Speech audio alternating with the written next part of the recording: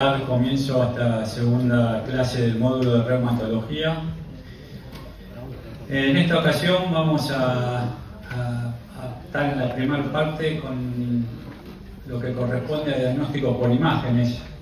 Es un gusto para la Sociedad de Medicina Interna poder presentar al doctor Ramiro Malagrini, que es médico especialista en diagnóstico por imágenes de Diagnóstico Maipú, una institución que nos viene acompañando desde hace años en todo lo que tiene que ver con la formación imagenológica. Él nos va a hablar sobre la artritis seronegativa, los aspectos que hay que valorar desde el punto de vista de las imágenes. Ramiro.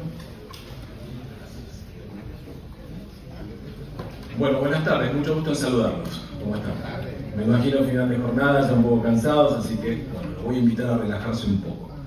Si vamos a ver imágenes, vamos a ver fotos, vamos a tratar de abordar el aspecto imagenológico de las espondiloartritis seronegativas.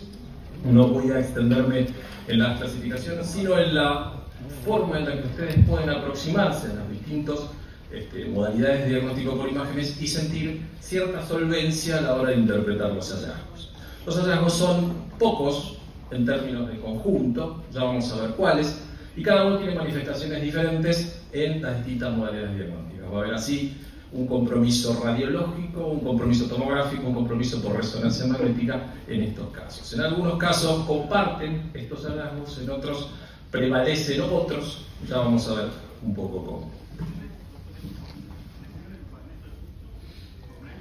Clásicamente las espondiloartritis, las hoy conocidas como espondiloartritis seronegativas, eran 5 grandes, ahora se ha visto que hay más, de las cuales la estrella de nuestra velada va a ser la espondilitis anquilosante, por frecuencia, por lo florido de sus hallazgos y también porque es muy demostrativa en este sentido. También las espondiloartritis se encuentran en la psoriasis, o sea, la psoriasis, la enfermedad inflamatoria intestinal, la artritis reactiva, y existe una nueva clasificación que son las espondiloartropatías no radiológicas, que no tienen manifestación por la radiología convencional y pueden tener manifestación en la resonancia. De hecho, los nuevos criterios para la clasificación de la espondilitis anquilosante, ya vamos a ver, incluye algunos criterios imagenológicos que ustedes deben poder conocer y poder reconocer. Repito, estos hallazgos imagenológicos suelen ser acotados, hay afectación de la columna, del esqueleto axial, y hay afectación de las pequeñas articulaciones con grados variables. Clásicamente, y desde el punto de vista de las imágenes, podemos agrupar las espondiloartritis seronegativas en 2 grandes brazos. ¿Sí? Pero esto más que nada como para aproximarnos a su análisis.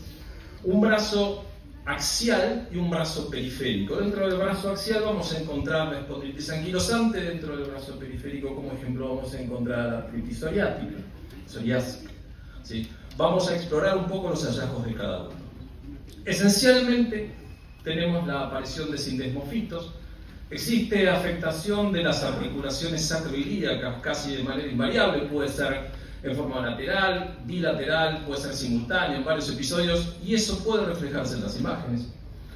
El esqueleto axial, esencialmente, como dije antes, se afecta en la espondilitis anquilosante. La psoriática también puede afectar el esqueleto axial, aunque es más frecuente en las articulaciones periféricas, esto ya lo vamos a ver. Entonces, clásicamente, los criterios de Nueva York de 1984 incluían criterios radiológicos de sacroileitis para poder diagnosticar una espondiloartritis seronegativa. Entonces existían 4 grados radiológicos que iban de 0, que era radiológicamente no evidente, hasta la anquilosis, que era el grado 4. Entonces nosotros teníamos que tener grados 2 articulaciones con grado 2 o una con grado 3 para tener un diagnóstico radiológico de sacroileitis. Bueno, vamos a ver que eso ha ido variando, pero ya en este momento teníamos a las imágenes como un pilar central del diagnóstico de las espondiloartropatías. Vale decir, ustedes como clínicos, para poder diagnosticar este cuadro tienen que poder interpretar imágenes. ¿Sí? Entonces, los criterios ASAS del año 2009 ya no incluyen a la sacroileitis radiológica, ¿sí? Sino que busca otros signos de sacroileitis en la resonancia magnética. Concretamente, lo que va a buscar son, primero, edema óseo y segundo, signos de sacroileitis. Ya vamos a ver que no es lo mismo el edema óseo que la sacroileitis, aunque puedan verse muy parecidos.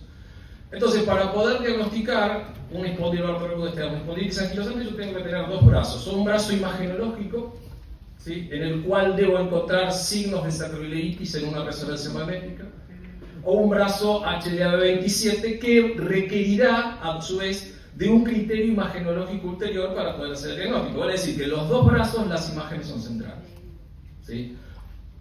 Por supuesto que esta asociación tendrá que ser ponderada en el contexto adecuado. Bueno, vamos con el primer caso. Les quiero presentar un caso para entretenernos un poquito.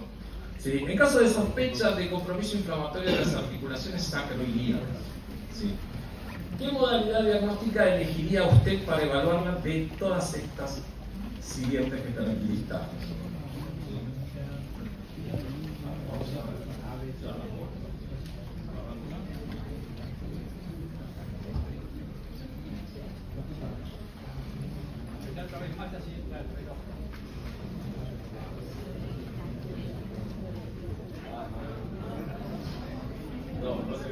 Bueno, la respuesta depende, perdón, bueno, la respuesta es depende. Depende de qué es lo que ustedes quieran hacer. Puede seguir votando. No, se cerró la compulsa. Bien, perfecto. ¿Cuál fue? Ha sido con nuestro mismo nombre. Bueno, depende de qué queramos ver nosotros. Si nosotros queremos ver afectación ósea, ¿sí?, de los componentes con contenido cálcico, deberé estudiar esta articulación mediante radiología convencional o tomografía computada. Si yo quiero ver el componente medular, si yo quiero evaluar el componente capsular, las entesis, si yo quiero ver la presencia de líquidos, colecciones o cambios en los planos musculares asociados, tendré que usar la resonancia magnética. Entre la TC y la radiología convencional, la gran diferencia es que nos transformamos de una modalidad imagenológica proyectual, que es la radiología convencional, contra una que es seccional. Por lo tanto, el nivel de detalle y el nivel de reconstrucción alcanzado hoy por los equipos nos permite una resolución que supera con creces a la radiología convencional, y los hallazgos imagenológicos en la radiología son, digamos, trasladables perfectamente a la TC. Cabe recordar anatómicamente un repaso mínimo de la articulación de la superficie articular sacroilíaca, que es la afectada en todas las espondiloartropatías, que en su sección tiene un sector póstero superior, ¿sí?, que tiene características de una sindesmosis, ¿sí?, es ligamentaria, fibroligamentaria, y un sector antero inferior que es el sinovial, ¿sí?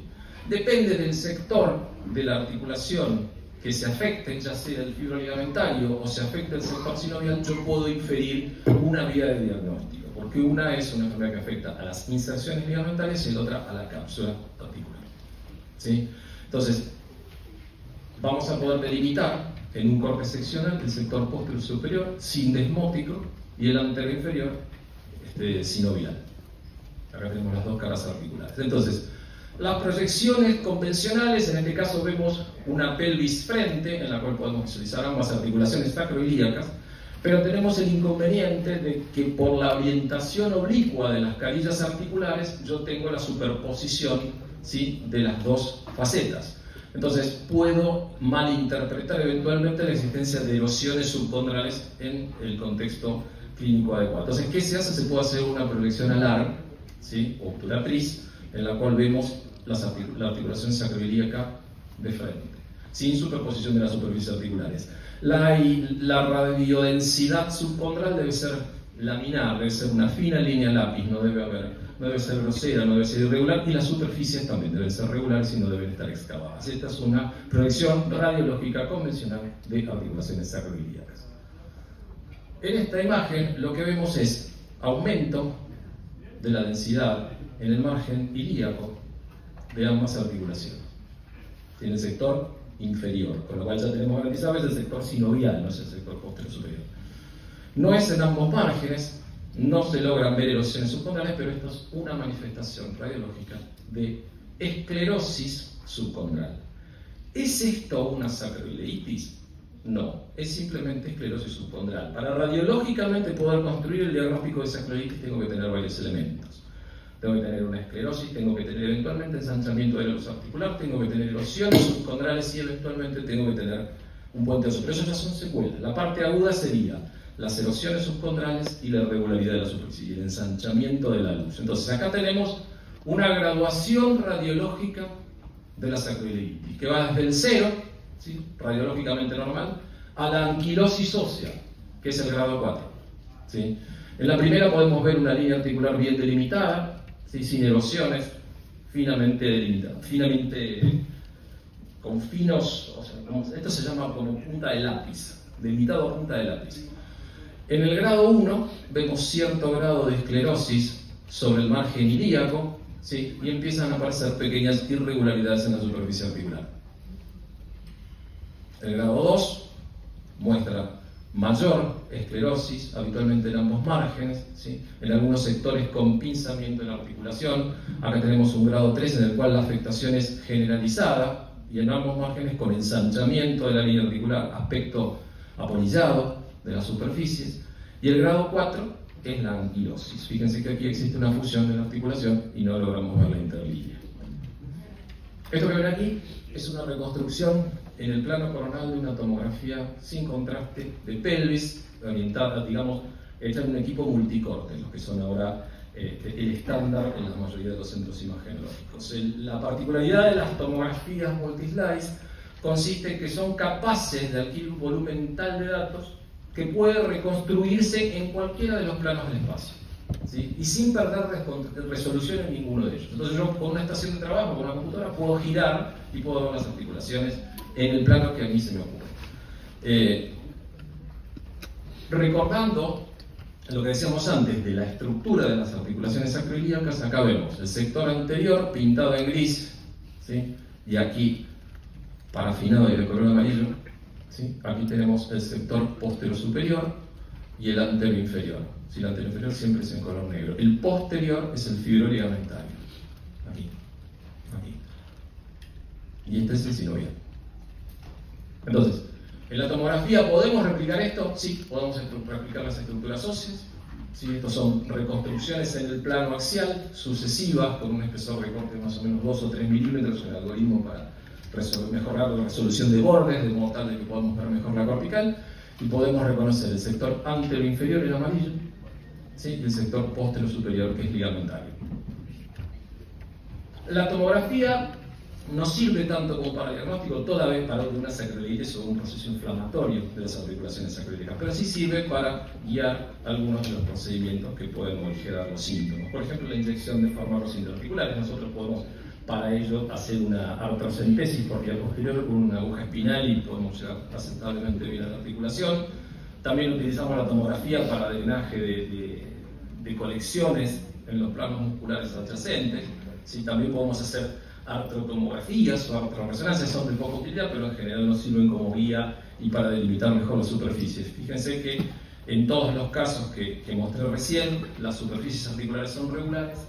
Dibujas a lápiz, acá hay un cierto grado de esclerosis, ¿sí?, alguna pequeña erosión, y aquí tenemos el material opacificado dentro de la articulación. En el caso de la articulación contralateral, luce normal.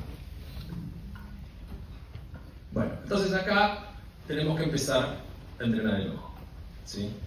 La primera mentira metodológica que hacemos los imagenólogos es hacer creer a todo el mundo que nosotros hacemos diagnóstico con una sola imagen, cuando eso no es verdad. O sea, nosotros tenemos un set de imágenes y podemos manipularlas de modo tal de facilitar el diagnóstico. Entonces acá vamos a apelar a otro recurso, que es el reconocimiento visual. La primera aproximación que hay que hacer a las articulaciones sacroiliacas es la evaluación de la simetría. Entonces, si yo evalúo, ¿sí?, la articulación sacroilíaca derecha, lo que yo puedo ver es que el ancho de la luz es mayor que en este caso. ¿Sí? Hay una mínima diastasis de la articulación y en su sector superior, en ambos márgenes, hay cierto grado de esclerosis. Ahora, no toda esclerosis, ¿sí?, es una esclerosis asociada a una secuela de sacroileitis. Hay otras condiciones que ya vamos a ver que pueden provocar estos cambios en este lugar, pero este es un signo temprano de sacroileitis, la diastasis de la luz articular. Esta es un caso más avanzado. Fíjense, sobre el margen ilíaco existen zonas de esclerosis de límites irregulares que se asocian a pequeñas erosiones subcondrales, aquí, aquí y aquí. En el margen sacro pasa lo mismo, da la impresión de que el compromiso inflamatorio no está en la misma fase, porque aquí ya tenemos esclerosis y aquí tenemos una rarefacción de la trama trabecular. Y del otro lado pasa lo mismo, ¿sí? Acá por ahí el compromiso ilíaco es un poco mayor en el sentido posterior y también hay erosiones en ambos márgenes articulares, con lo cual estamos en una grado 2, grado 3. Y acá empiezan los problemas. Como dije antes, no toda cosa esclerosa subcondral en los huesos ilíacos representa una sacroiliitis. En este caso es una osteitis condensans ili, ¿sí? Que es una entidad que se asocia a dolor en la región lumbar en pacientes puérperas, ¿sí? Y que no cursa ni con erosiones ni con una diastasis significativa de las articulaciones. Y sí, siempre la esclerosis habitualmente es bilateral en ambos ilíacos y de límites bien definidos. Hay alguna diferencia entre este grado de esclerosis y este, pero a veces, bueno, puede no ser posible diferenciar. El antecedente suele ser mucha ayuda y el análisis de las superficies articulares también. En este caso vemos un ejemplo de la anquilosis, en la cual vemos calcificación de los ligamentos, ¿sí? Anulares. En la proyección sagital vamos a poder ver calcificación de los ligamentos vertebrales comunes anteriores, los ligamentos vertebrales comunes posteriores, los ligamentos interespinosos e interapofisales aquí. Y aquí, en esta reconstrucción coronal, vemos presencia de fusión ósea en ambas sacroiliacas, ¿sí? Y aquí hay un pequeño diagnóstico diferencial. Entonces, si recordamos que el sector anterior de las articulaciones sacroiliacas era el sinovial, el posterior era el ligamentario. Conclusión, aquí, en este lugar y en este lugar particularmente, me está sobrando algo. ¿Qué es lo que me está sobrando? Esta excrescencia ósea y esta pequeña superficie articular. Esta es una articulación sacroilíaca accesoria, ¿sí? Que se desarrolla en este plano, en este ligamento. Después hay, además aquí, signos de entesitis o de entesopatía crónica en la inserción ilíaca de los músculos glúteos mayores. Sí, ese es otro de los signos asociados a las espondiloartropatías. La afectación del esqueleto axial, la afectación de las entesis. La resonancia magnética viene a ayudar mucho en el diagnóstico de este cuadro. ¿Por qué? Porque una de las cosas que nos va a permitir ver es el edema óseo. Voy a hacer una mínima recopilación de qué es una resonancia magnética. Una resonancia magnética es un estudio en el cual utilizamos campos magnéticos de alta intensidad, campos magnéticos de baja intensidad y variables en el tiempo, impulsos de radiofrecuencia, para, mediante la excitación de átomos de hidrógeno en las moléculas de nuestro cuerpo, obtener un mapa de bits. Ese mapa de bits lo podemos transformar en un mapa de bits y hacerlo. ¿Sí? Cada tejido tiene una composición molecular diferente, por lo tanto, si yo lo excito con un campo magnético y con pulso de radiofrecuencia, la respuesta a esas moléculas va a diferir en función de su concentración. ¿Sí? Entonces, donde hay más agua, va a haber más señal. Donde hay menos agua, va a haber menos señal. Donde hay grasa, la señal se va a aportar de una manera, donde no la hay, se va a aportar de otra. Y esa manera es predecible. Nosotros podemos evaluar el comportamiento de los tejidos que componen nuestro cuerpo en función de estas variaciones del campo magnético de sus lecturas. Esa es la resonancia magnética. ¿Está bien? Entonces, gracias a eso podemos ponderar las transformaciones que la patología hace a esos tejidos, ¿sí? Una de ellas es el edema óseo. Esa es la primera cuestión. Desde el punto de vista de los planos, la resonancia magnética difiere un poco de la radiología convencional y de la tomografía porque requiere, digamos, mayor pericia técnica y determinados planos de estudio que en las otras modalidades suelen ser más extendidos. Nada que alguien que se dedique a esto no pueda hacer. Pero tenemos que tomar en cuenta que estas articulaciones se evalúan de esta manera y no de otra, ¿sí? Entonces, los planos que nosotros vamos a utilizar no son los planos de nuestra anatomía, el plano sagital, el coronal, parasagitales, en fin, sino que son planos propios de la articulación que buscan evaluarla en forma ortogonal, ¿sí? Entonces, el coronal de sacro no va a ser paralelo a la sutura coronal, de la misma manera que el axial de sacro no va a ser igual al axial de pelvis. Dicho esto, lo que nosotros vamos a obtener con un plano coronal es esta imagen. ¿Sí? Esto es un sacro de frente en una secuencia móvil en T1 y esto es un sacro en T1 en plano axial. ¿Por qué se los muestro? Para que empiecen a entrenar su ojo. Entonces, así como cuando nosotros hablamos en una radiología de radiolucidez o radioopacidad, cuando nosotros hablamos de resonancia magnética, los términos a utilizar son intensidad de señal. Lo que nosotros ponderamos es la intensidad de señal de los tejidos, del eco que nos devuelven esos tejidos. Entonces, en una determinada secuencia, en una determinada parte de ese estudio, si yo digo que algo es hiperintenso, ustedes tienen que pensar en algo que brilla. ¿Sí? En el auto azul de Homero Simpson, un auto azul, algo que brilla. Entonces, cuando algo brilla, ¿sí?, es probable que en ese pulso tenga una alta intensidad de señal. Y si tiene alta intensidad de señal, lo que tendrá son altos niveles de hidrógeno en sus moléculas. ¿Estamos de acuerdo? Entonces, algo hipointenso, por contraposición, será algo que no brille en esa secuencia. ¿Sí? Esto para aproximarse a ustedes. Como concepto general y amplio, ¿sí?, los líquidos estáticos brillan en T2. ¿Sí? Son hiperintensos. ¿Sí? Entonces, lo que nosotros vamos a buscar en el edema es líquido. Si es líquido, ¿cómo se tiene que comportar en T2? Bueno, es así de simple. La cuestión es interpretar el hallazgo. Vamos a ver. Lo que ustedes ven desde vuestra izquierda hacia vuestra derecha son tres cortes axiales. Uno es una secuencia ponderada en T1, otra es una secuencia ponderada en T2 con saturación grasa. ¿Qué quiere decir esto? Es una secuencia que pondera los líquidos y que al mismo tiempo elimina la señal proveniente del tejido adiposo. Noten que el tejido adiposo subcutáneo se ve hipointenso en este pulso. La médula ósea, si tiene grasa, en una saturación grasa, ¿cómo debiera verse? Negra. ¿Por qué? Porque la señal desaparece, salvo que haya algo que modifique esa señal. ¿Qué es ese algo? El edema óseo. Esto es el edema óseo en el margen sacro y en el margen ilíaco de la articulación sacroilíaca. No solo eso, sino que si ustedes se fijan en la interlínea articular del lado izquierdo, esta es más estrecha que la derecha. Y no solo es más estrecha, sino que es más negra que esta. Quiere decir que hay líquido dentro de la articulación y hay edema medular subcondral.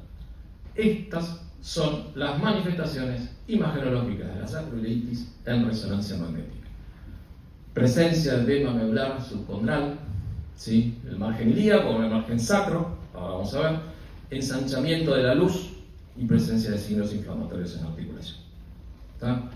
Ahora, en los criterios ASAS a los que hiciéramos referencia previamente, decía que, ¿cómo tengo que considerar cuando un foco de edema es edema y decir que es sacroileitis? Bueno, se había planteado que si yo veía un solo foco en un solo plano, tenían que ser dos cortes sucesivos.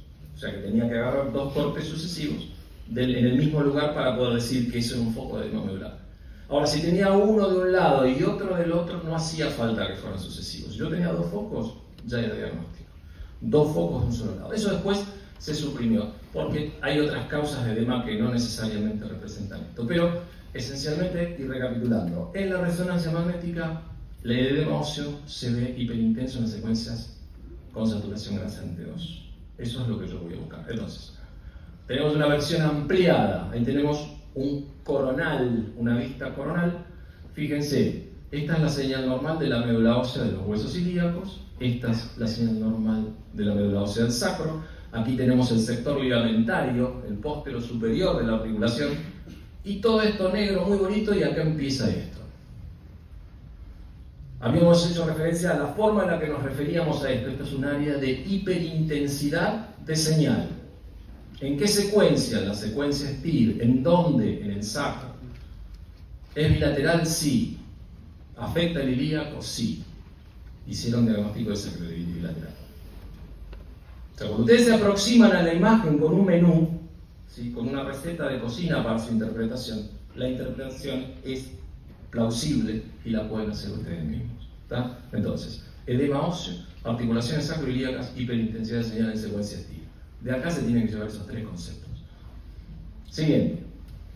Ahora, ¿es el único hallazgo? No, no es el único hallazgo. Habíamos dicho que también existían erosiones subcondrales, las cuales podemos ver perfectamente en esta secuencia.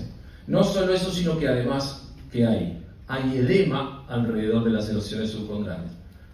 Son bilaterales, y fíjense que acá empieza a haber este entramado negro subcondral. Ese entramado negro subcondral son áreas de esclerosis incipiente.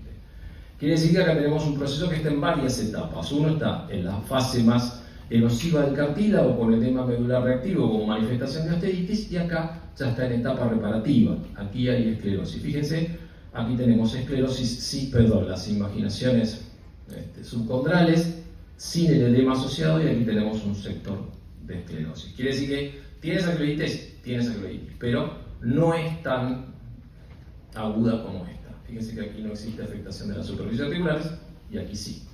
¿Estamos? Bien. Vamos al siguiente. En este caso, nosotros lo que habíamos referido es el incremento de la señal dentro de la articulación. Aquí tenemos un poquito de edema en el sector inferior de las dos, pero fíjense que acá la articulación está más irregular.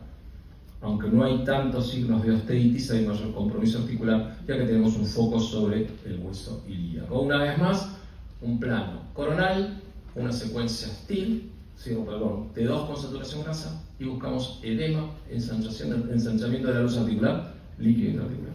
¿Sí? Hay otros signos útiles para la espondilitis anquilosante, particularmente, que son la presencia de capsulitis, o sea, la inflamación de la cápsula, que se va a manifestar en el T1 sobre el sector anterior de las articulaciones, y la presencia de endesitis, pero esos criterios no se utilizan para el diagnóstico de sacroilitis. Acá buscamos la afectación de la médula y los signos de osteitis. Bien, ¿qué pasa cuando esos episodios empiezan a curarse? ¿O qué pasa cuando esto tiende a hacerse secular? La articulación empieza a estrecharse, el cartílago empieza a repararse y la médula ósea adyacente a las superficies articulares sufre un proceso de metaplasia. ¿Qué es metaplasia? Cambia un tipo de tejido por otro. Cambia su médula ósea roja, el componente rojo, por el componente amarillo. Y hay depósitos de tejido adiposo en el sector inferior, justamente al lado de las superficies articulares. ¿Sí? Esto es un hallazgo crónico y esto no se suele ver en la radiología convencional ni en la tomografía. ¿Cómo se llama? Si esto ustedes le ponen una secuencia STIL, no va a brillar porque es grasa y las secuencias STIL saturan la señal proveniente de la grasa. Esto que parece un trabalengua es un menú un poco complejo, como hacer una paella, como hacer un plato complejo. Requiere muchos ingredientes, requiere muchos análisis, pero se puede replicar. ¿Tá? Entonces, el reemplazo graso difiere del edema en que en STIL no brilla y es una posible secuela. Otra es la esclerosis. ¿Sí? Aquí estaríamos, aquí sí ya tenemos correlato radiológico, porque esta esclerosis que ustedes ven aquí, que se manifiesta como hipointensa en todas las secuencias en el T2, porque tiene contenido cálcico y las cosas con contenido cálcico siempre van a ser hipointensas. Vemos como áreas negras, ¿sí? Y algunas con reemplazo graso marginal, quiere decir que esto es un sector de esclerosis y esto es un sector de reemplazo graso. Y aquí tenemos como secuela las erosiones subcondrales con algún signo de esclerosis marginal. De este lado tenemos esta imagen hiperintensa, substaarticular también, con reemplazo graso. Va a decir que ambas son secuelas de procesos inflamatorios en estas articulaciones.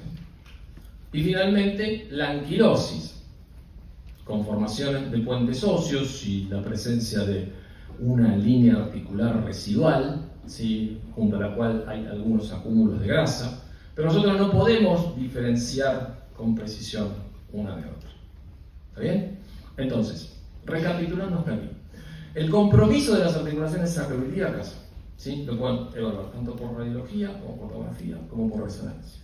Los criterios de clasificación de las espondiloartropatías incluyen criterios imagenológicos. El criterio imagenológico que utilizan es el edema medular. ¿Y cómo se ve? Con resonancia.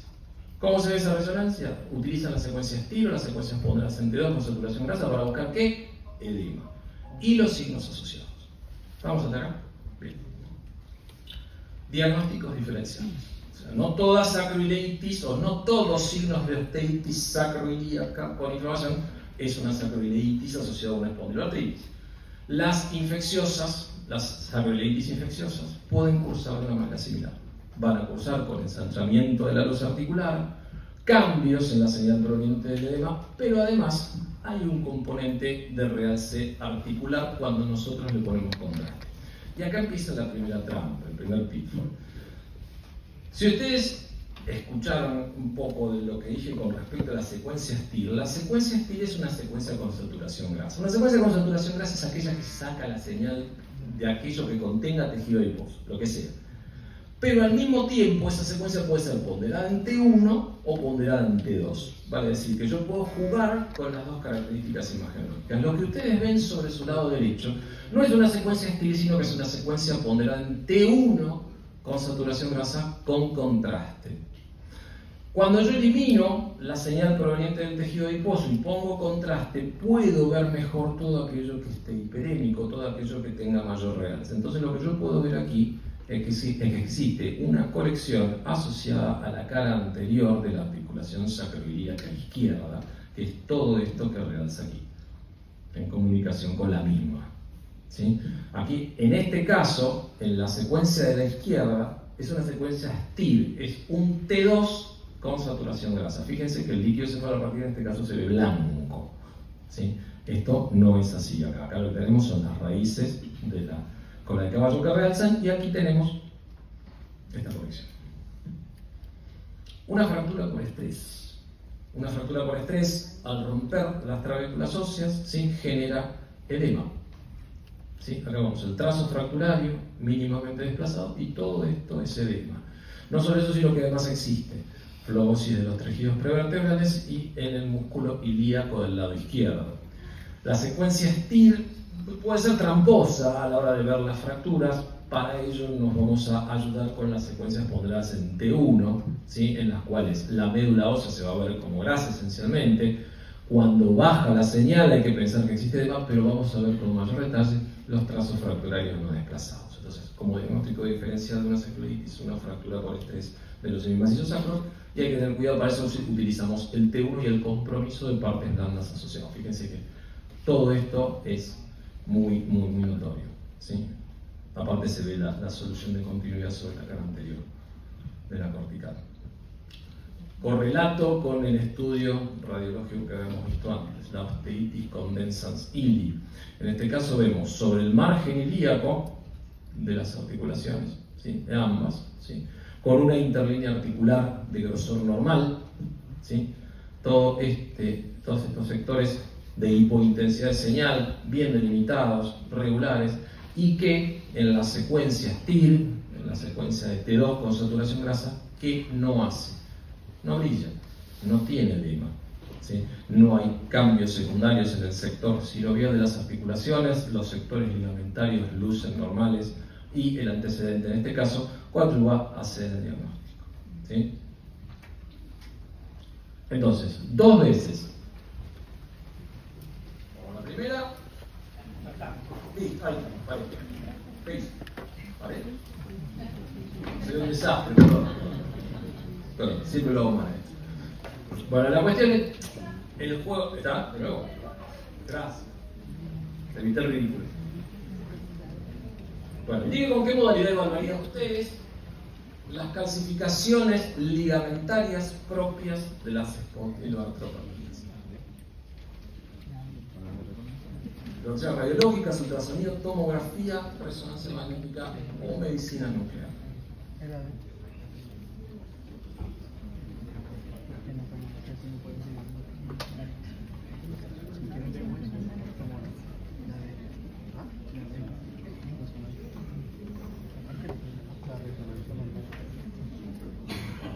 Vamos a segundos más.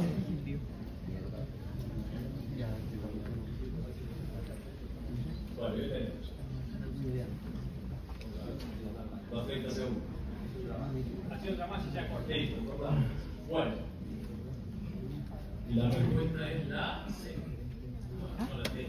¿Qué dice? La T. Resonancia magnética. ¿Por qué resonancia magnética? A ver, vamos a tratar de pensar por qué unos sí y otros no. ¿Sí? Primero y principal hay que leer muy bien la pregunta, porque dice, indique con qué modalidad evaluarían ustedes las clasificaciones en la resonancia magnética. Se ven como hipointensas en todos los pulsos. Quiere decir que puedo confundírmelas con otra cosa, ¿sí? Entonces, si ustedes quieren ver entesitis, si ustedes quieren ver entesis, si ustedes quieren ver calcificaciones lo que tienen que utilizar son modalidades que vinculen radiación ionizante. ¿Por qué? Porque su sensibilidad y su especificidad es mayor que con la resonancia magnética. Entonces, si yo quiero ver calcificaciones de inserciones tendinosas, voy a usar proyecciones radiológicas o tomografía computada. Las calcificaciones. Eso no quiere decir que las entesis ni las entesitis se evalúen en forma excluyente con esto. De hecho, la utilización de ecografía para la evaluación de las inserciones tendinosas, y ya vamos a ver en la otra presentación las artritis de pequeñas articulaciones, la ecografía es sumamente útil para evaluar hiperemia y para evaluar la existencia de engrosamientos tendinosos y de ruptura de los mismos, no tanto de las calcificaciones. Y la resonancia, ¿qué es lo que te deja ver? ¿Qué buscamos? Edema. Entonces, las entesitis cursan con edema si son agudas. Si son crónicas, cursarán con cambio crónico con menos edema. Pero el edema sigue siendo central. Por tanto, ¿qué secuencia vamos a utilizar? T bajo saturación grasa. Entonces, ese es el abordaje que vamos a hacer las entesis. Si queremos ver la calcificación, si queremos ver la secuela, vamos a utilizar radiología convencional y entesis. Si queremos ver el proceso en fase aguda, vamos a utilizar la ecografía en primera instancia y la resonancia luego. Vamos a ver algunas calcificaciones ligamentarias. Esto que ustedes ven aquí es un signo radiológico clásico. Lo agarran en cualquier tratado de radiología y lo van a encontrar. Es lo que se denomina columna en caña de bambú. ¿Sí? La columna en caña de bambú se da, ¿por qué? Porque existe la calcificación de este ligamento, que es el ligamento vertebral común anterior. A veces podemos ver calcificación de del ligamento vertebral común posterior y eventualmente del ligamento interespinoso. ¿Sí? Eso lo podemos ver aquí. Acá vemos el ligamento vertebral común anterior. Acá vemos de los tres pilares, anterior, posterior y aquí en el sector superior del interespinoso. Entonces, esto confiere rigidez a la columna, ¿sí? Estas calcificaciones tienen la particularidad de ser lineales, o sea, no son groseras, no son gruesas, siguen un trazo finamente delimitado como por la punta de un lápiz, fíjense. No son gruesos, no se proyectan hacia adelante y no modifican el aspecto general del cuerpo vertebral. ¿Por qué? Porque lo que se calcifica, en este caso, es el ligamento vertebral común anterior y el ligamento anular, las fibras anulares de los discos. Vale decir que los espacios discales van a estar preservados. Eso es uno de los diagnósticos diferenciales con la espondiloartrosis, desde el punto de vista radiológico. ¿Sí? Entonces, la caña de bambú, ¿sí?, es esta, tres proyecciones, una lumbar, una cervical y una dorsal. En la artritis psoriática lo que vos tenés es una calcificación de los ligamentos celulares, en general son asimétricas, ¿sí? Son más de un lado que del otro, suele ser más anterior que posterior, pero no da el aspecto tan homogéneo, tan en caña de bambú como la espondilitis anquilosante, ¿sí? Y la principal cuestión es que los sindesmofitos, o sea, aquellas excrescencias óseas que a través de la fusión de los ligamentos comunican los cuerpos vertebrales, suelen siempre respetar los espacios fiscales. ¿Sí? Entonces, en la artritis psoriásica suelen ser unilaterales. Fíjense que aquí tenemos afectación del lado izquierdo. ¿Sí? Acá tenemos calcificación parcial del anillo de este lado, acá también tenemos calcificación parcial, acá tenemos un sindesmofito incompleto, ¿sí? Y acá tenemos otro con tendencia de función. ¿Los sindesmofitos pueden fracturarse? Sí, claro, pueden fracturarse.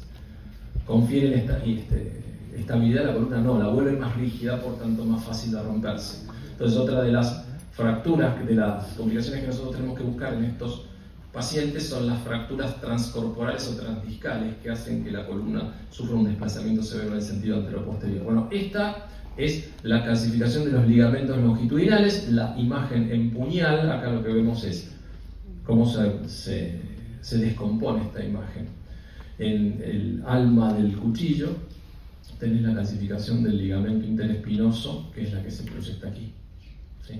Acá tenemos anquilosis de la articulación sacroiliaca derecha, el mango del cuchillo estaría formado por el macizo sacro en la proyección radiológica. Entonces, esta es la calcificación del ligamento interespinoso. Fíjense la formación de sindesmofitos laterales con preservación de los espacios discales. ¿Sí? El aspecto clásico de una espondiloartritis. Ahora vemos el correlato de la misma en la TC. Clasificación del vertebral común anterior. Acá lo vemos en una tomografía con una reconstrucción en plano sagital a partir de estos volúmenes que nosotros adquirimos. Los espacios discales están preservados. Hay anquilosis de las articulaciones interapofisarias con fusión de los ligamentos interespinosos. Acá vemos un zoom de esto. Fusión de los ligamentos interespinosos, ligamento vertebral común anterior, fibras anulares con espacios discales preservados, y esto va modificando, digamos, el contorno del cuerpo vertebral y lo vemos más cuadrado. O sea, la vértebra cuadrada es clásica de esta patología, producto, digamos, de la calcificación ligamentaria. Pero los espacios discales están preservados, ¿sí? Bien. Otras cosas que nosotros aquí vimos también: anquilosis de las articulaciones interapofisarias, ¿sí? Por lo menos desde L1 hasta S1, ¿sí? Y esto es anquilosis de las articulaciones costovertebrales. Otros hallazgos que podemos encontrar. Y aquí, ¿qué les parece? Esto es interesante. Porque ustedes pueden ver acá, mejor así. Volvemos a ver. ¿Cuál de las afirmaciones siguientes son correctas con respecto a los osteofitos? Son patognomónicos de la enfermedad degenerativa discal, de las espondilitis anquilosantes. Suelen observarse en diferentes patologías. No es posible establecer un diagnóstico presuntivo a partir del análisis, ¿sí?, de los osteofitos, o no constituyen un hallazgo vinculado a las artritis seronegativas.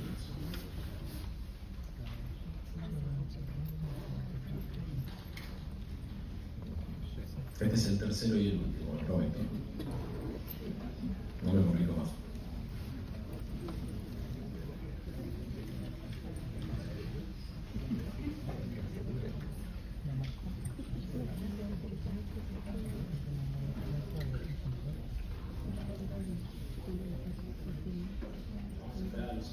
Vamos a esperar a los 130 y tantos. A ver si llega.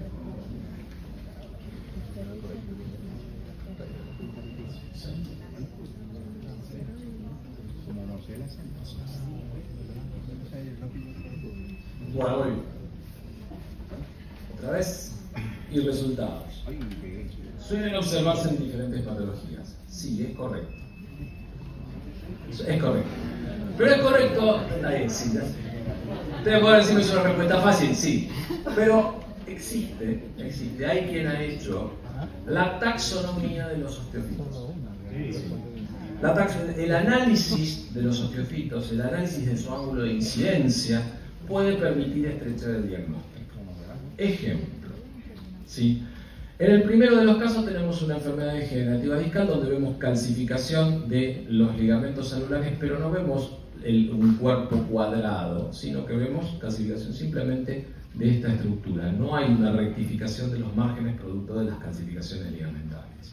Entonces, en este caso, para evaluar los osteofitos resulta interesante establecer lo siguiente. Imaginen ustedes una línea, ¿sí?, paralela al cuerpo vertebral anterior. Bueno, fíjense qué ángulo forma el osteofito con respecto a ella, ¿sí? Si ese ángulo supera los 45 grados, ¿sí?, eso es un osteofito sin lugar a duda, ¿sí? Si ese ángulo es cercano a 0, eso es una calcificación ligamentaria. Y el resto habrá que ser un poco más cuidadoso, pero cuanto más horizontal, ¿sí?, es menos probable que eso se deba a una calcificación ligamentaria por una espondiloartropatías y más probable que sea por otras patologías. Por ejemplo, una hiperostosis difusa, ¿sí?, un DISH, en donde vemos que existen osteofitos que forman un ángulo que supera los 45 grados, ¿sí?, con un espacio discal preservado, pero que tienen este aspecto en pico de ave, ¿sí?, ya no en pico de loro, como se decía antes, en pico de ave, pero no tiene fusión de los mismos. Fíjense que son muy prominentes, pero no hay fusión de los mismos, como suele observarse en la enfermedad degenerativa discal. Y la diferencia con la espondilitis anquilosante es que el cuerpo no se deforma, las articulaciones, los espacios discales están preservados y las calcificaciones son más ligamentarias difusas y no tanto del anillo fibroso. Entonces, ¿cómo se ve eso en la resonancia? La resonancia magnética sirve, entre otras cosas, para monitorear el progreso de la enfermedad, particularmente en virtud de la remisión de los fenómenos inflamatorios. ¿Cuál es el signo imagenológico que nosotros buscamos en la resonancia en la sacroiliitis? El edema óseo. Si yo tengo que buscar actividad de la enfermedad, lo que voy a buscar es edema óseo. Entonces, en la vértebra, donde lo voy a buscar es en las esquinas, en los cuadrantes superiores e inferiores. A estas lesiones se los llaman bright corners o rincones brillantes, y también son conocidas como lesiones de Romanus, ¿sí?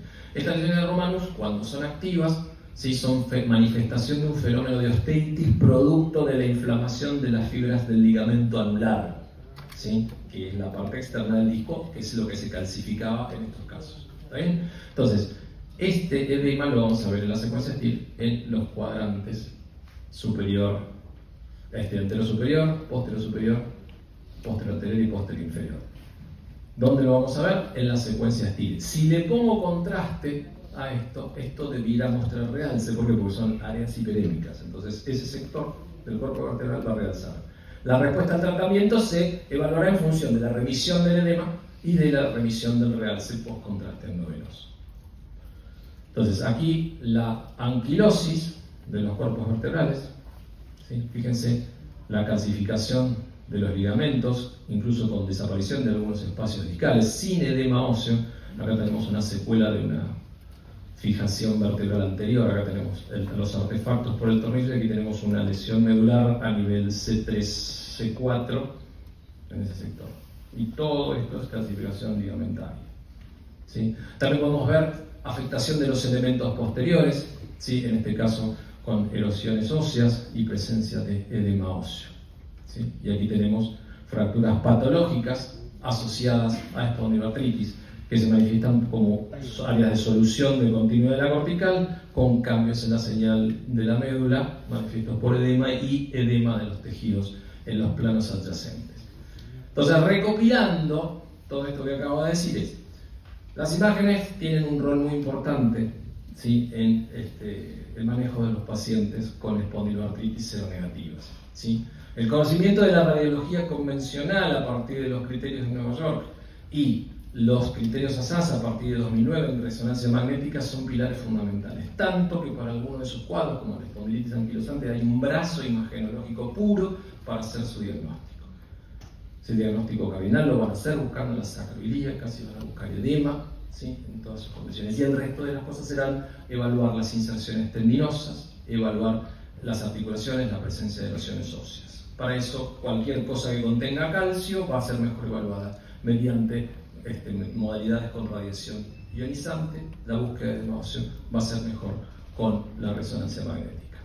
Como diagnóstico diferencial, ya para terminando, una artritis reactiva. En este caso vemos también esclerosis subcondral, ¿sí?, en los márgenes ilíacos de las dos articulaciones y en el margen sacro, ¿sí?, de la articulación sacroiliaca izquierda.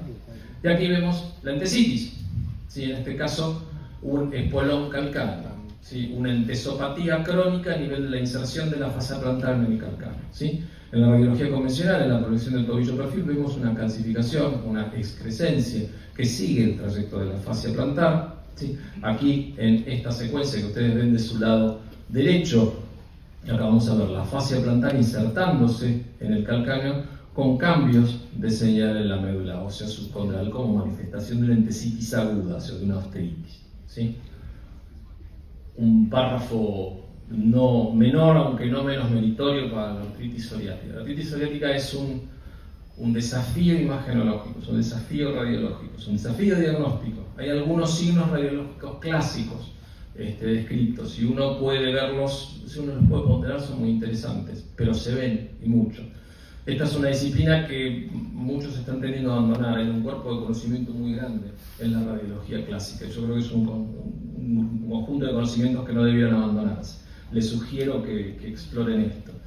Entonces, en la artritis psoriática hay un hallazgo descrito que son los sausage fingers, más bonito, queda decir dedos en chorizo o dedos de chorizo, ¿sí? ¿Por qué? Porque tiene un abusamiento de los dedos por tumefacción de partes blandas producto de la inflamación articular en las interfalángicas proximales, las interfalángicas distales y las entesitis asociadas. Entonces, si ustedes prestan atención, ambos dedos índices, el dedo índice de la mano derecha está tumefacto, irregular, ¿sí? Fíjense en las partes blandas. Aunque hay alguna mínima erosión articular en la epífisis distal de la primera falange, pero fíjense el aspecto ausado del dedo, además está rubicundo, etc., está edematoso. Y esta es una imagen muy clásica de la artritis psoriática, tiene algunos hallazgos interesantes. Una de ellas es los signos de osteólisis, de acrosteólisis distal. Fíjense que hay una remodelación muy grande de las falanges distales, hay anquilosis en este caso de la articulación interfalángica proximal del dedo índice, hay reabsorciones subcondrales, ¿sí? En este caso en la articulación interfalángica distal del cuarto. Aquí hay una anquilosis y una subluxación de la articulación, aquí también, fíjense, erosiones subcondrales, presencia de desarrollo osteofitario marginal, aquí existe una desestructuración completa de ambos carpos, no se logran ver los huesecillos, y aquí hay un signo clásico que es el signo del telescopado, los dedos telescopados. Fíjense la epífisis proximal, perdón, la epífisis distal de la primera falange está osteolizada, está rota, y la proximal de la segunda también. Entonces una genera una cavidad y otra genera una concavidad y una convexidad, y a veces se van metiendo uno del otro y parece como si fuera un telescopio. Clínicamente es muy, muy notorio, radiológicamente se manifiesta de esta manera, aunque esto debiera estar delineado con esto. Bueno, este es mi hijo hace ya varios años, así que les agradezco por su atención, espero que no se hayan aburrido. Si tienen cualquier pregunta, lo necesito. ¿Preguntas? ¿Se durmieron? No. Bueno, si no tuvieron preguntas, nos vemos el 22, ¿sí? Con la siguiente presentación. Que tengan buena tarde.